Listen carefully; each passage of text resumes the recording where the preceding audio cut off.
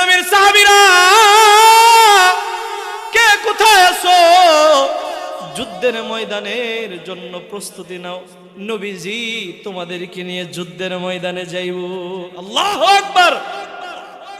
আযানের আওয়াজ বেলালের এত বেশি ছিল, আমাদের মাইক থেকে আজান দিলে 2-3 কিলো এর বেশি যায় না, কিন্তু বেলালে আল্লাহর তাআলা এমন এক কণ্ঠ দিয়েছিল, বেলাল আজান দিলে 40 কিলোমিটার চারো সাইডে সরায় যাইত। আল্লাহু আকবার। বেলালের এই আওয়াজ এক ছোট্ট বাচ্চার মার কানে যায় বাড়ি খেয়েছে।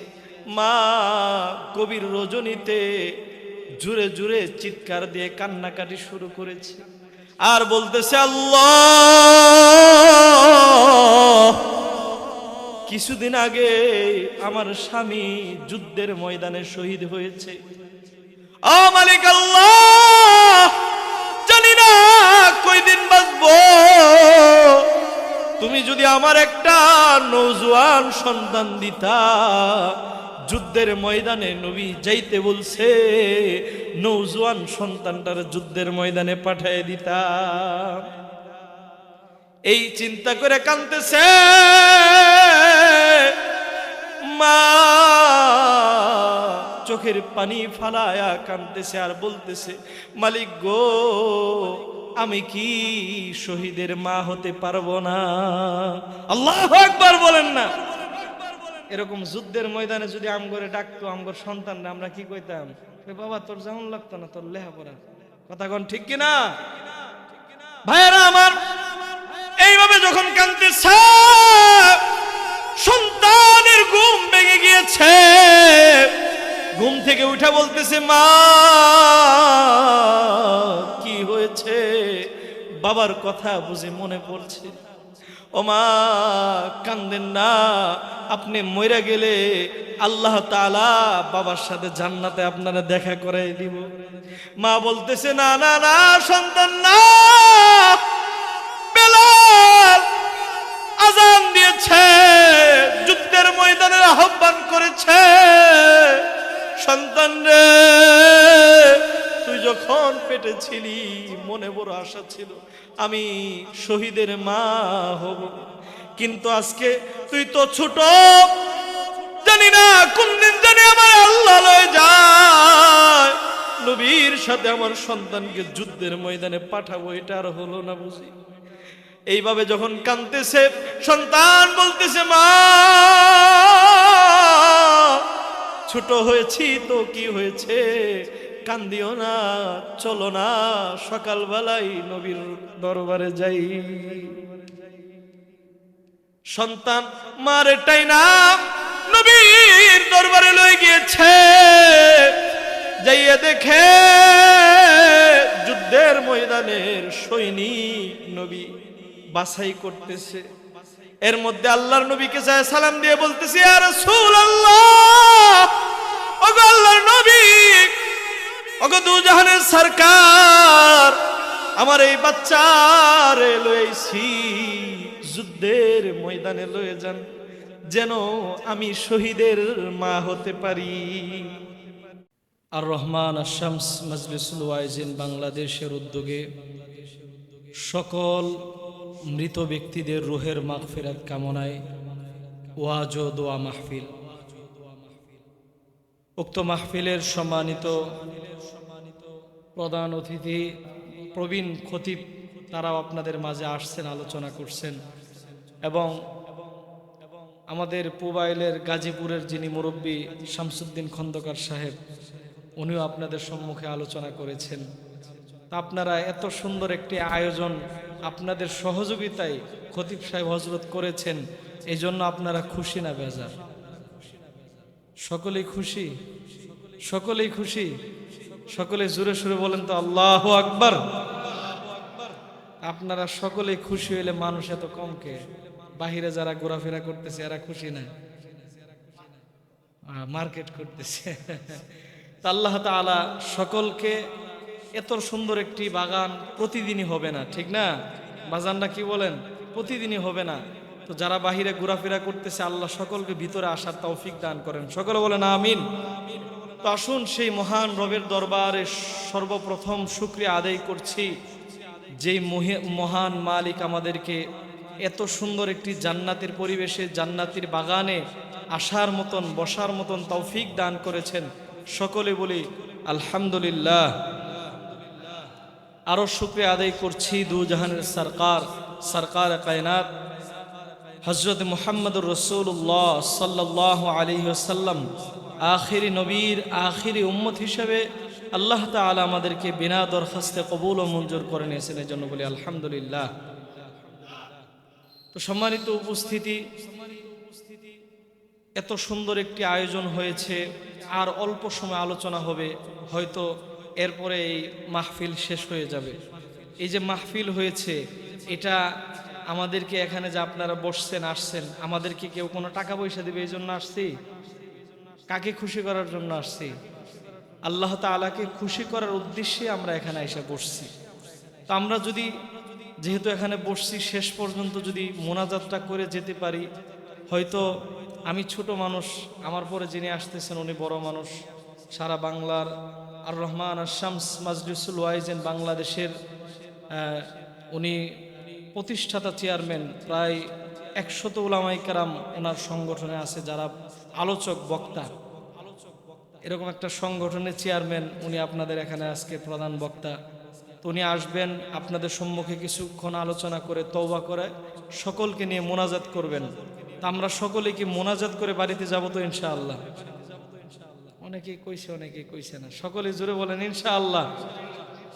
আল্লাহ তাআলা আমাদের সকলকে মোনাজাত করে বাড়িতে যাওয়ার মতো তৌফিক দান করেন, সকলে বলেন আমিন।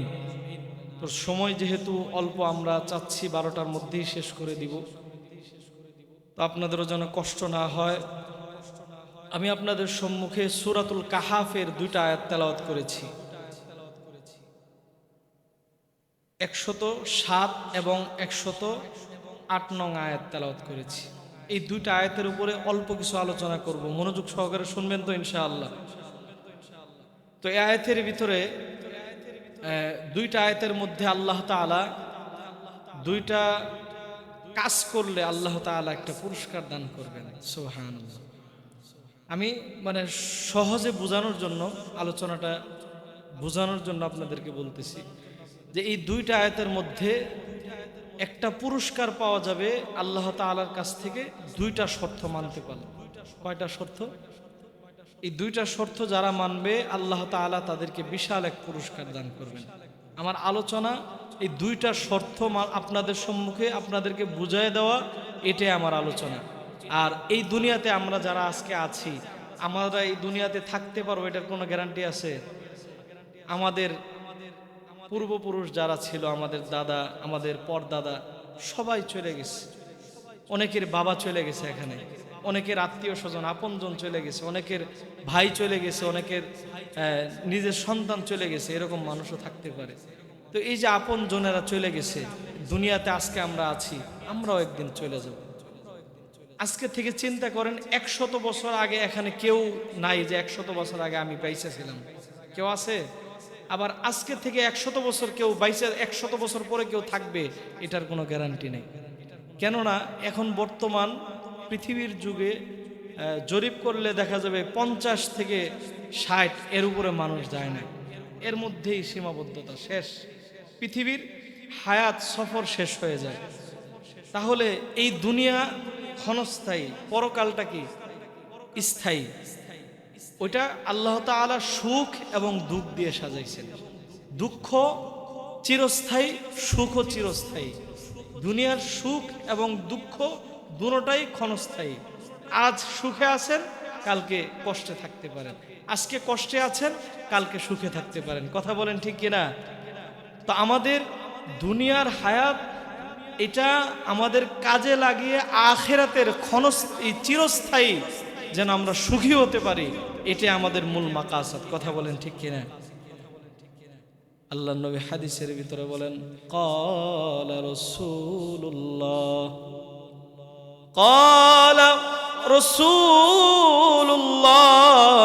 সাল্লাল্লাহু আলাইহি ওয়াসাল্লাম, আদ-দুনিয়া মাজরাআতুল আখিরাহ।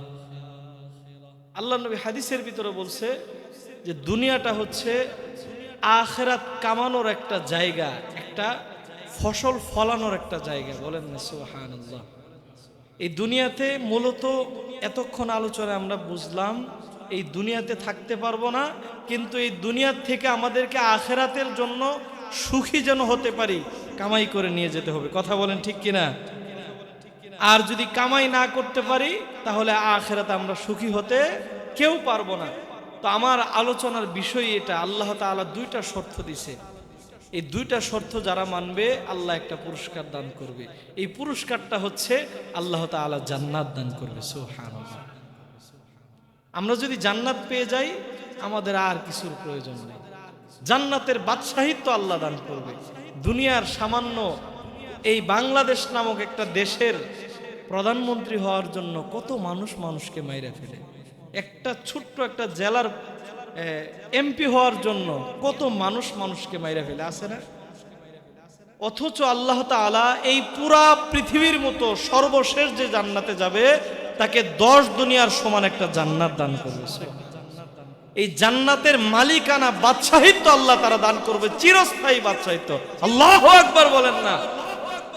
তাহলে ওই পরকালের জন্যই তো আমাদের কষ্ট করার প্রয়োজন। কথা বলেন ঠিক কিনা? আর দুনিয়া কামানো খুব কঠিন, পরকাল কামানো খুব সহজ। দুনিয়ার দেখেন 100 টাকা কামাই করলে খুব কষ্ট হয়, কিন্তু পরকালের আপনি একটা জান্নাতের একটা বাড়ির মালিক হবেন, অল্প কিছু আমল করলে মালিক হওয়া যায়। সুবহানাল্লাহ। হাদিসের মধ্যে আসছে কুল হুয়াল্লাহু আহাদ, এই সূরাটা আমরা সকলেই পারি না? 10 বার যদি কেউ পড়ে আল্লাহ তাআলা তাকে বিশাল জান্নাতের ভিতর একটা অট্টালিকার মালিক বানায় দিবেন। সুবহানাল্লাহ। যে এই কুল হুয়াল্লাহু আহাদ এই সূরাটা 10 বার পড়বে সে জান্নাতের একটা 10 জান্নাতের ভিতরে বিশাল বড় একটা অট্টালিকা, একটা বাড়ির মালিক আল্লাহ তাআলা বানায় দিবেন। অথচ মানুষ এই পৃথিবীতে একটা বাড়ি করতে যায়, সারা জীবনের স্বপ্ন কত কিছু জলাঞ্জলি দিয়ে, নিজের আবেগ ভালোবাসা স্বপ্ন সব জলাঞ্জলি দিয়ে একটা বাড়ি করে, ঠিক না? তো বাড়িটা যখন করে বুড়ে বয়স তখন চিন্তা করে, বাড়ির দিকে তাকায় আর চিন্তা করে, আহারে সাদের যৌবনটা গেছে গা, বাড়িটা করবো আমি কিন্তু থা পারতাম না, ঠিক না? এরকম চিন্তা করে করতে করতেই বাড়ি কমপ্লিট হয়ে যায়, সেও চলে যায়। ভাইরা আমার, আল্লাহ তাআলা আমি যে আয়াতের মধ্যে তেলাওয়াত করেছি, এই আয়াতের মধ্যে আল্লাহ তাআলা বলেন ইন্নাল্লাযীনা আমানু ওয়া আমিলুস সালিহাত কানাত লাহুম জান্নাতুল ফিরদাউসি নুজুলা।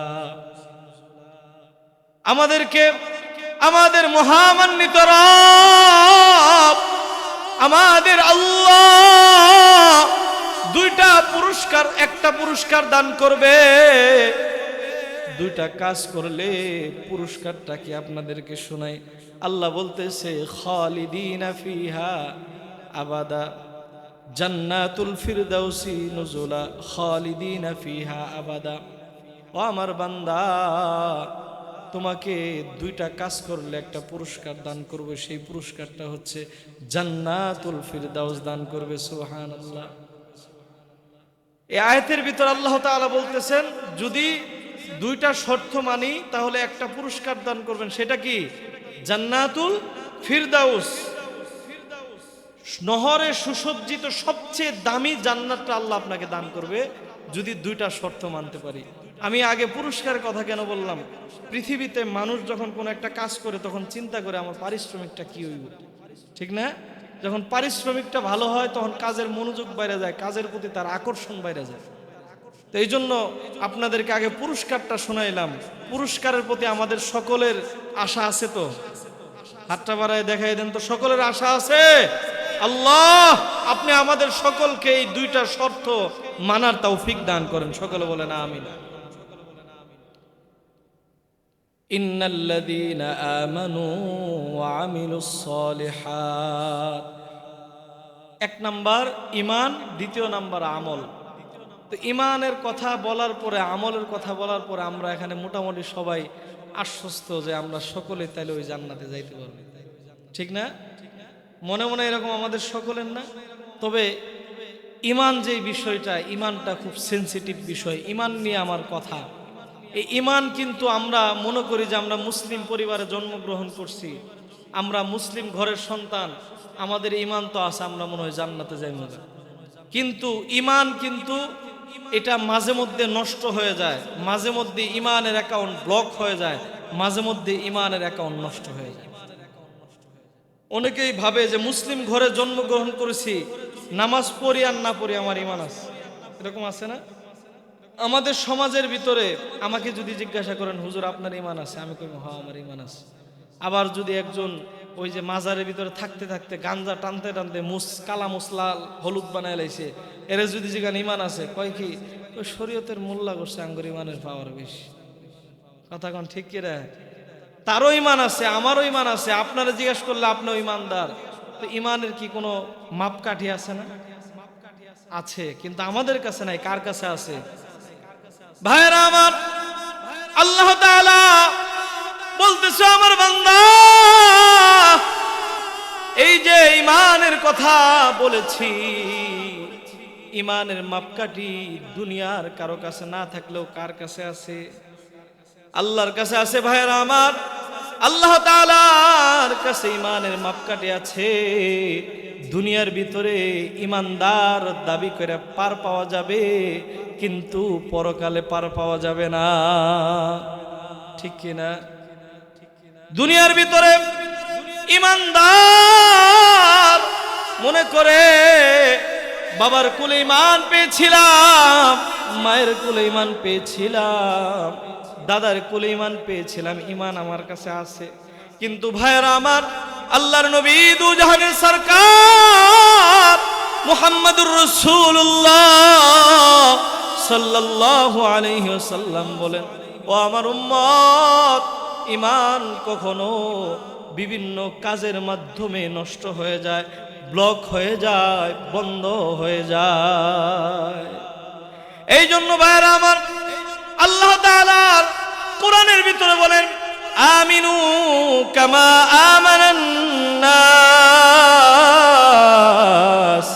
ঈমান আনো তাদের মতো যারা ঈমানের পরীক্ষা দিয়ে এই দুনিয়াতে জান্নাতের সার্টিফিকেট পেয়েছে। আল্লাহু আকবার। আল্লাহ তাআলা বলেন, আমিনু কামা আমানান নাস, ঈমান আনো তাদের মতো যারা এই দুনিয়ার ভিতরে ঈমানের অগ্নি পরীক্ষা দিয়েছে। এই বাবা, এই ভাই, আমাদের কিন্তু আজকে ঈমানের পরীক্ষা নাই, কথা বলেন ঠিক কিনা? যখন ঈমানের পরীক্ষা আসে আমরা তখন ঘরে চুপ করে বসে থাকি, কথা বলেন ঠিক কিনা? অথচ আজকে তাকায় দেখেন সেই ফিলিস্তিনের মুসলমানরা ঈমানের পরীক্ষা দিতেছে, কথা বলেন ঠিক কিনা? ঈমানের পরীক্ষা এমন দিতেছে, ফিলিস্তিনের মুসলমান বলতেছে, পৃথিবীবাসী তোমরা শোনো, তোমরা দিনে নামাজ পড়ো 5 ওয়াক্ত, আমরা দিনে 6 ওয়াক্ত 7 ওয়াক্ত নামাজ পড়ি। আমরা বলি বুঝি নাই কেমনে দিনে নামাজ 5 ওয়াক্ত। ফিলিস্তিনের মুসলমান বলে, এই পৃথিবীবাসী তোমরা শোনো, ঈমানের পরীক্ষা দিবার যাইয়া আমার বাবা সকালে শহীদ হয়েছে, জোহরের নামাজের পরে আমার বাবার জানাজা পড়েছি। আবার কারো বোন, কারো ভাই শহীদ হয়েছে, আসরের পরে তার জানাজা পড়েছি।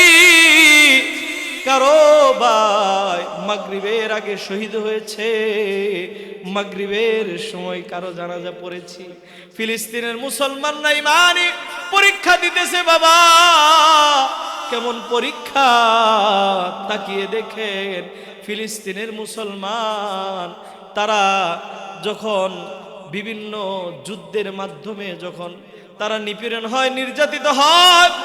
সোশ্যাল মিডিয়ায় বিভিন্ন ভিডিওর মধ্যে দেখা যায়, হায়রে ছোট্ট সন্তান মা বাবা কোথায় হারিয়ে গিয়েছে, কোনো খোঁজ খবর নাই, ক্ষুধার যন্ত্রণায় মাঠের ঘাস খায়, এমন আছে না? এই জন্য যুবক ভাই, আল্লাহ কোরআনে বলছে আমিনু কামা আমানান নাস, ঈমান আনো তাদের মতো যেরকম ঈমান সাহাবাই কেরাম নিয়ে আসছিল। এই আয়াতের নিসবত হচ্ছে সাহাবাই কেরাম কেমন ঈমান আনছিল বাবা, ঈমানের জন্য জীবন দিয়েছে কিন্তু কখনো ঈমান দেয় নাই। আল্লাহু আকবার। ঈমানের জন্য জীবন দিয়েছে কিন্তু ঈমান দেয় নাই। ঈমানের প্রশ্ন যখন সামনে আসছে বলছে জালেম, কল্লা কাটতে পারবি, রক্ত ঝরাইতে পারবি, কিন্তু ঈমান দিব না। কথা বলেন ঠিক কিনা? আজকে যদি আমাদের সমাজে এখন কারো যদি ঈমানের পরীক্ষা আসে তো দেখা যাবে আমাদের ঈমান তো এরকম, কারো কারো ঈমান তো এরকম কচু পাতার মধ্যে পানি যেরকম টলমল করে, যখন চাপ আসে তখন ঈমান ছাইড়া দেওয়ার উপক্রম হয়ে যায়, হয় কিনা? এই যে 16 বছর আগে, 16 বছরে যে নেত্রী ছিল, যখন উলামায়ে কেরামদের উপরে চাপ দিয়েছে, সাধারণ জনগণের কইছে হুজুর করে তো বাড়াবাড়ি করন লাগে, বাড়াবাড়ি করবার যায় জেলখানায় যায় মায়ের খায়। কথা ঠিক কিনা?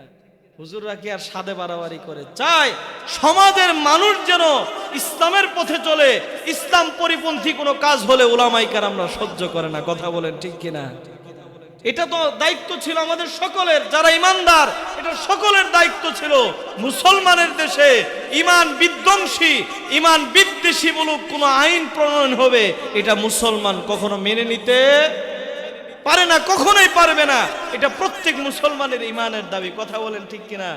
এই জন্য ভাইয়েরা আমার, ঈমান নিয়ে কথা বলতেছি, ঈমান আমাদের সকলকে মজবুত করতে হবে। কথা বলেন ঠিক কিনা? ভাইয়েরা আমার, আল্লাহ তাআলা বলতেছে আমিনু কামা আমানান নাস, ঈমান আনো তাদের মতো। কেমন ঈমান? ছোট্ট একটি ঘটনা বলে আমার আলোচনাটা গুছাই। আল্লাহর নবীর জামানায় যুদ্ধের ময়দানের এলান করার জন্য হযরতে বেলাল রাদিয়াল্লাহু তাআলা আনহুকে বললেন। হযরতে বেলাল প্রতিদিন আযান দেয়।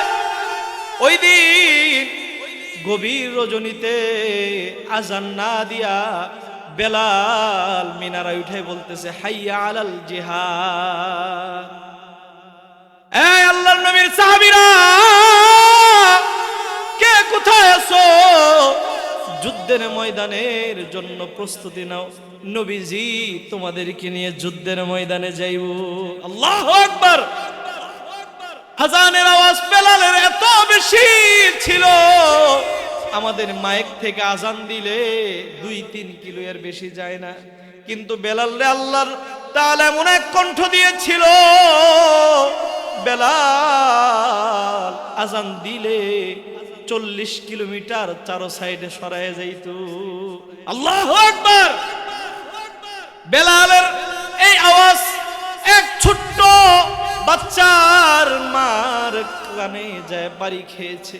মা গভীর রজনীতে জুড়ে জুড়ে চিৎকার দিয়ে কান্নাকাটি শুরু করেছে আর বলতেছে আল্লাহ, কিছুদিন আগে আমার স্বামী যুদ্ধের ময়দানে শহীদ হয়েছে। ও মালিক আল্লাহ, জানি না কয়দিন বাঁচবো। তুমি যদি আমার একটা নওজোয়ান সন্তান দিতা, যুদ্ধের ময়দানে নবী যাইতে বলছে, নওজোয়ান সন্তানটার যুদ্ধের ময়দানে পাঠিয়ে দিতাম। এই চিন্তা করে কাঁদতেছে মা, চোখের পানি ফালায়া কাঁদতেছে আর বলতেছে মালিক গো, আমি কি শহীদের মা হতে পারবো না? আল্লাহু আকবার বলেন না। এরকম যুদ্ধের ময়দানে যদি আমগরে ডাকতো আমগর সন্তানরা, আমরা কি কইতাম? বাবা তোর যেমন লাগতো না তোর লেখাপড়া, কথা কোন ঠিক কিনা ভাইয়েরা আমার? এইভাবে যখন কাঁদতেছে, সন্তানের ঘুম ভেঙে গিয়েছে। ঘুম থেকে উঠে বলতেছে, মা কি হয়েছে? বাবার কথা বুঝে মনে পড়ছে।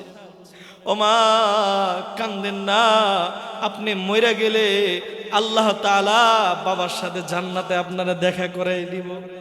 মা বলতেছে, না না না সন্তান না, বেলাল আজান দিয়েছে, যুদ্ধের ময়দানের আহ্বান করেছে। সন্তান রে, তুই যখন পেটে ছিলি মনে বড় আশা ছিল আমি শহীদের মা হব, কিন্তু আজকে তুই তো ছোট, জানি না কোন দিন জানি আমার আল্লাহ লয়ে যায়, নবীর সাথে আমার সন্তানকে যুদ্ধের ময়দানে পাঠাবো, এটা আর হলো না বুঝি।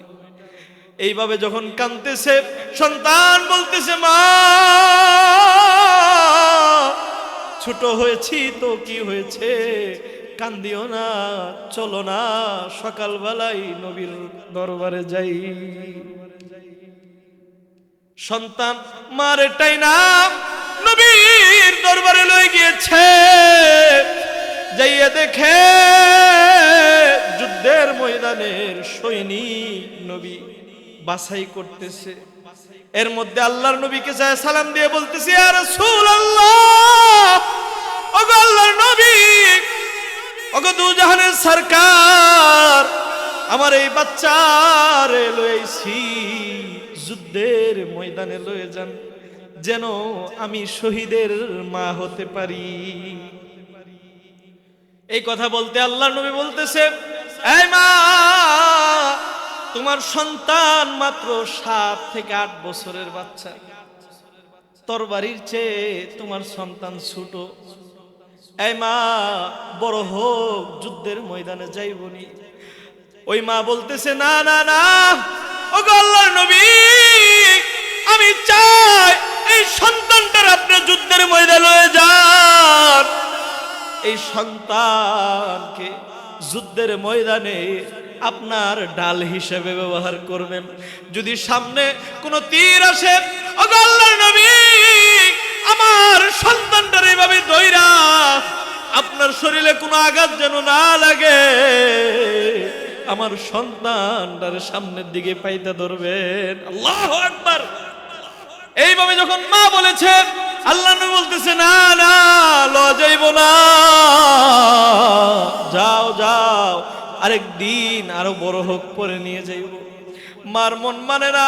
এদিক দিয়ে মা সন্তানকে সাহাবীদের যারা নওজোয়ান মুজাহিদ তাদের লাইনের মধ্যে মা নিয়ে দাঁড় করায় দেয়। সাহাবীরা বলে, না না, নবী যেখানে না করেছে সেখানে দাঁড়ানো যাবে না। যখন মা বলতেছে, না না, তোমরা দাঁড় করে দাও, যুদ্ধের ময়দানে আমার সন্তানটারে লয়ে যাইবা, প্রয়োজন হয় সন্তানটারে তোমরা ডাল হিসাবে ব্যবহার করবা। সুবহানাল্লাহ। এইভাবে যখন একটা হট্টগোল সৃষ্টি হলো, আল্লাহর নবী আয়েশা বলতেছে, এই মা, তোমার না করেছি, এরপরেও তুমি কেন? আল্লাহর নবী গো, আমার মন তো মানে না, আমি চাই শহীদের মা হব। সুবহানাল্লাহ। এইভাবে যখন এই কথা বলতেছে, আল্লাহর নবী বলতেছে, মা চলে যাও, সন্তানটা বড় হোক, পরে যুদ্ধের ময়দানে নিয়ে যাব, তোমার সাথে কথা দিলাম।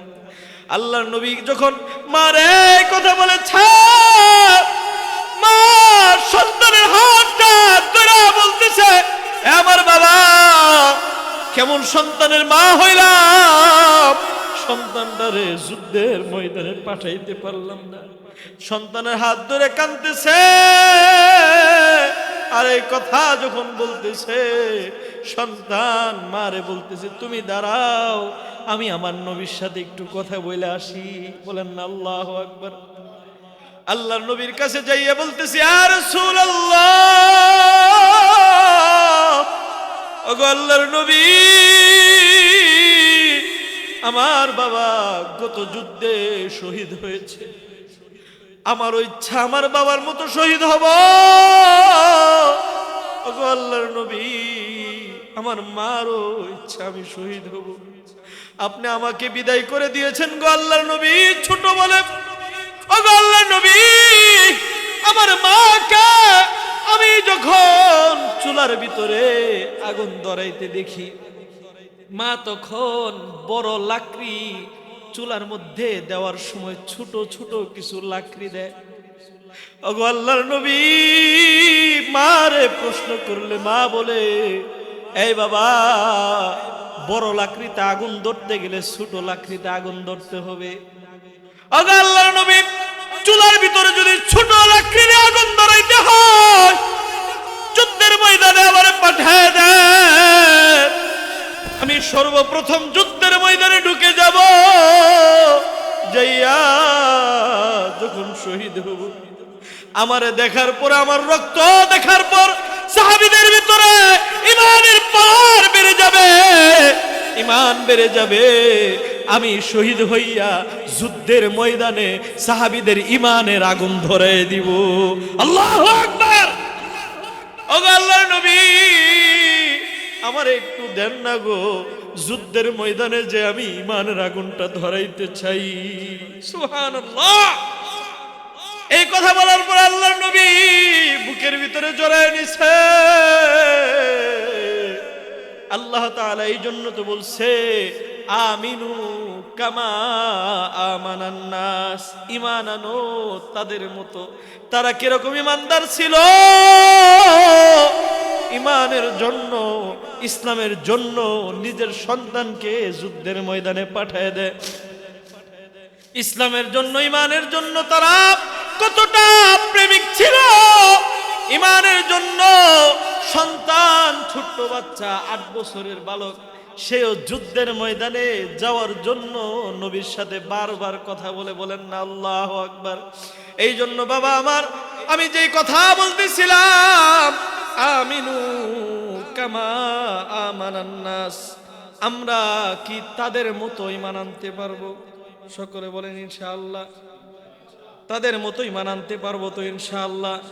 মনে রাখবেন, ঈমানের অ্যাকাউন্ট মাঝে মধ্যে ব্লক হয়ে যায়। যদি কেউ মনে করে মুসলিম পরিবারে জন্মগ্রহণ করেছি, মুসলমান আমার দাদা, আমার বাবা, আমার মা, এই কথা মনে করে যদি নামাজ বাদ দেয়, ঈমানকে যদি হেফাজত না করে, তার মুসলমান হিসেবে নামটাই থাইকা যাইব। কবরে গেলে ঈমানের অ্যাকাউন্ট যদি কোনো কারণে, কোনো কাজে, কোনো কর্মে ব্লক হয়ে যায়, কবরে যাওয়ার সাথে সাথে জাহান্নামের আগুন ধরে যাবে। কথা বলেন ঠিক কিনা? এই জন্য বাবা, ঈমানের অ্যাকাউন্টকে আমাদের সুরক্ষিত করতে হবে, মজবুত করতে হবে। আমরা সকলে তৈয়ার আছি তো ইনশাআল্লাহ? হাতটা বাড়ায় দেখায় দেন। আল্লাহ যতদিন বাঁচায় রাখবেন, আল্লাহ ঈমানের অ্যাকাউন্টটা আমাদের সুরক্ষিত রাখার মতো তৌফিক দান করেন। ঈমান বিষয় নিয়ে কথা বললাম। আরেকটা বিষয় কি? নেক আমল। আরেকটা বিষয় কি? ইন্নাল্লাযীনা আমানু, এরপরে কি? ওয়া আমিলুস সালিহাত। ঈমান যদি আপনার মজবুত থাকে, মনে রাখবেন, ঈমানের অ্যাকাউন্ট সুরক্ষিত থাকলে অল্প আমলও যদি করেন, অল্প আমল আপনার নাজাতের ওসিলা হয়ে যাবে। সুবহানাল্লাহ। আর যদি ঈমান নষ্ট হয়ে যায়, পুরা পৃথিবীর যদি গাড়ি গাড়ি নেক আমল করেন, কোনো কাজে আসবে? কথা বলেন, কোনো কাজে আসবে? এই জন্য আমাদের ঈমানের অ্যাকাউন্ট মজবুত করার জন্য, সুরক্ষিত করার জন্য হক্কানি রব্বানি উলামায়ে কেরামের বিকল্প নাই। আমাদের মহব্বত করতে হবে, উলামায়ে কেরামদের কাছে যায় বসতে হবে। হুজুর, আমার অ্যাকাউন্টটা কি সুরক্ষিত আছে? এই গুনাহটা করছি, আমার ঈমান কি নষ্ট হইছে না? আছে। যদি ঈমান নষ্ট হয়ে যায়, ঈমানকে নবায়ন করেন। কথা বলেন ঠিক কিনা? এই জন্য আমি সকলের উদ্দেশ্যে বলতে চাই, এই যে এত সুন্দর মাহফিলের আয়োজন হয়েছে, আপনারা খুশি না বেজার? নারায়ে তাকবীর। প্রধান বক্তার আগমন, প্রধান বক্তার আগমন হযরত মাওলানা মুফতি রাশেদুল ইসলাম রহমানী সাহেবের আগমন। মাজু খানবাসীর পক্ষ থেকে অনেক বড় একজন আলেমে দিনকে পেয়েছেন, যিনি প্রায় 100 বক্তাদের উনি মুরব্বী। বলেন না আল্লাহু আকবার। অল্প বয়সে আল্লাহ তাআলা অনেক বড় এক দিনের দায়িত্ব দিয়েছেন। আল্লাহ তাআলা ওনার ইমানে আমলে হেলেমে আমলে আল্লাহ তাআলা বরকত দান করেন। সকলে বলেন আমিন। হযরত আয়েশা বলছে, এখন আর কথা বলার সময়ও নেই, যেহেতু অনেক লম্বা হয়ে গিয়েছে। আমি দুইটা কথা বলেছি, ইমানের কথা বলেছিলাম। তো ইমানের অ্যাকাউন্ট আমরা মজবুত করতে হবে, আলেমদের মহব্বত করতে হবে, আলেমদের কাছে যেতে হবে, নাকি বলেন ইনশাআল্লাহ। এই যে আপনাদের মসজিদের খতিব সাহেব আছে, আমাদের ছোট ভাই, খুব মহব্বতের, উলামায়ে কেরামদের সাথে যার, অনেক উলামায়ে কেরামদের সাথে যার মহব্বত, আপনারা আজকে এটার বহিঃপ্রকাশ প্রমাণ পেয়েছেন, ঠিক কিনা? যে ছোট মানুষ অনেক উলামায়ে কেরামকে নিয়ে এসে কয়েকদিনের ভিতরে হাজির করছে। এটা আপনাদের সকলের সহযোগিতা এবং তার মেহনত। কথা বলেন ঠিক কিনা? আমি এই মসজিদ কমিটি এবং এলাকাবাসী এবং খতিব সাহেব, আল্লাহ তাআলা সকলের দীর্ঘ হায়াত দান করেন। সকলে বলেন আমিন। আল্লাহ তাআলা সকলকে ঈমানের সাথে নেক আমলের জিন্দেগি দান করেন। সকলে বলেন আমিন। তো ঈমানের কথা বললাম, ঈমান যদি মজবুত থাকে, আরেকটা হচ্ছে নেক আমল। অল্প নেক আমল যদি করতে পারেন, আমরা মক্তবে হাদিসের ভিতরে পড়ছি ক্বালান নবী সাল্লাল্লাহু আলাইহি ওয়াসাল্লাম আখলিস দীনাকা ইয়াকফিকাল আমলুল কলিল। অল্প আমলই নাজাতের জন্য কি হবে? মাশাআল্লাহ, মক্তবে পড়ছে না? মাশাআল্লাহ, মাদ্রাসার ছাত্র মক্তবে পড়ছো, মাশাআল্লাহ। এই যে মক্তবে পড়াইলে লাভ কি দেখছেন? হাদিস জানে, হাদিস পারে, হাদিস মুখস্থ। আমাদের সন্তানকে আমরা মক্তবে পড়াবো তো ইনশাআল্লাহ। কথা কয় না? হুজুর ইংলিশ মিডিয়ামে সকালবেলায় জায়গা মক্তব পড়বো কখন?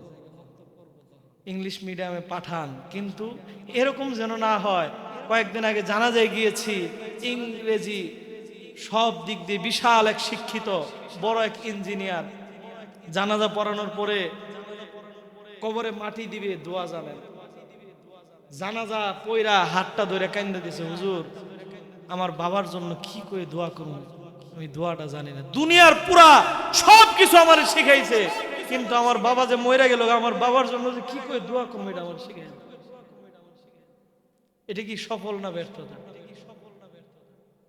আপনি বাবা হয়ে যদি পুরা পৃথিবীর সব শিক্ষা দেন, সন্তানটা যদি আপনি মরার পরে দোয়া না করতে পারেন, এই শিক্ষা দিয়ে লাভটা কি? এই জন্য আমাদের সন্তানদেরকে হাফেজ বানাবো, আলেম বানাবো, ইঞ্জিনিয়ার বানাবো, নাকি বলেন ইনশাআল্লাহ। তো আমলের কথা বলছিলাম, নেক আমল করতে হবে। আমাদের নেক আমল আমরা সকলে করবো তো ইনশাআল্লাহ। নেক আমল নবীজির সুন্নত তরিকায় করতে হবে। আল্লাহ নবী হাদিসের ভিতরে বলেন, ক্বালা রাসূলুল্লাহ সাল্লাল্লাহু আলাইহি ওয়াসাল্লাম মান আহাব্বা সুন্নতি ফাকাদ আহাব্বানি ওয়া মান আহাব্বানি কানা মাই ফিল জান্নাহ। যে আল্লাহ তাআলার নবী বলেন যে আমার সুন্নতকে যারা মহব্বত করবে, সুন্নতকে যারা ভালোবাসবে, তারা আমি নবীকেই ভালোবাসবো। সুবহানাল্লাহ। আমরা কি নবীজিকে ভালোবাসি? সকলে কয় না ভালোবাসি। আচ্ছা, আপনারা কি রাগ করছেন? আমার সাথে রাগ করছেন? কথা কন না যে নবীরে আমরা ভালোবাসি। হে রাসূল তোমায় ভালোবাসি, অন্তর শুধুই মুখে না। ভালো লাগে? কইবেন আমার লগে না কইতেন না? নবীরে ভালোবাসি না আমরা? তাহলে আমার সাথে একটু কন নবীরে ভালোবাসি। কইতে অসুবিধা আছে? 2 মিনিটের মধ্যে ছেড়ে দেবেন, একটু কন আমার সাথে। হে রাসূল তোমায় ভালোবাসি, অন্তর শুধুই মুখে না। জান্নাতের আশায় নয় হে রাসূল, জাহান্নাম কেউ ডরি না। তোমার নাম শুনিলাম,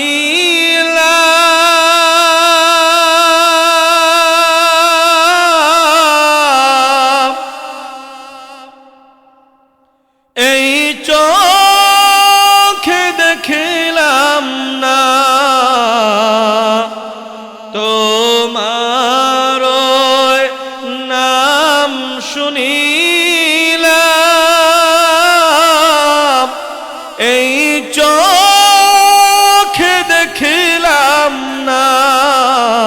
এই সুর যদি শুনে থাকো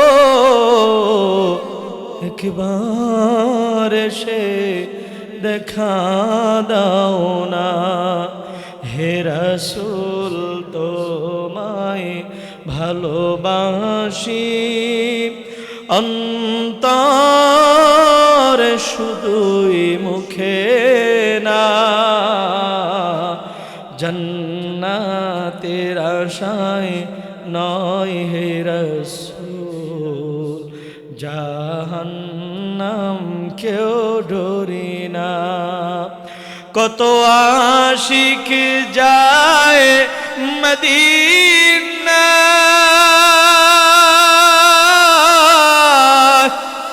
তো বড় জাত হার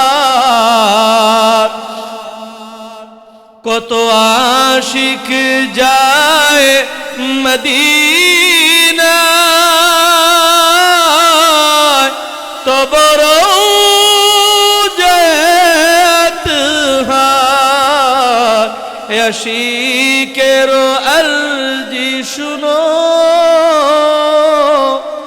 একবার সে দেখা নাও না হে রাসূল তোমায় ভালোবাসি অন্তর শুধুই মুখে না জান্নাতের আশায় নয় হে রাসূল জাহান্নাম কেউ ডরি না তো ভাইয়েরা আমার আলোচনার বিষয় ছিল দুইটা কাজ করলে আল্লাহ একটা পুরস্কার দিবে কি এক নাম্বার ঈমান দ্বিতীয় নাম্বার কি নেক আমল ঈমান নেক আমল এই দুইটা কাজ যদি আমরা করতে পারি সুন্নত তরিকায় যদি আমাদের জীবনটাকে সাজাইতে পারি ঈমানটাকে মজবুত করা তাহলে আল্লাহ তাআলা আমাদেরকে জান্নাতুল ফেরদাউস দান করবেন আল্লাহ বলছে ইন্নাল্লাযীনা আমানু ওয়া আমিলুস সালিহাত কানাত লাহুম জান্নাতুল ফিরদাউসি নুজুলা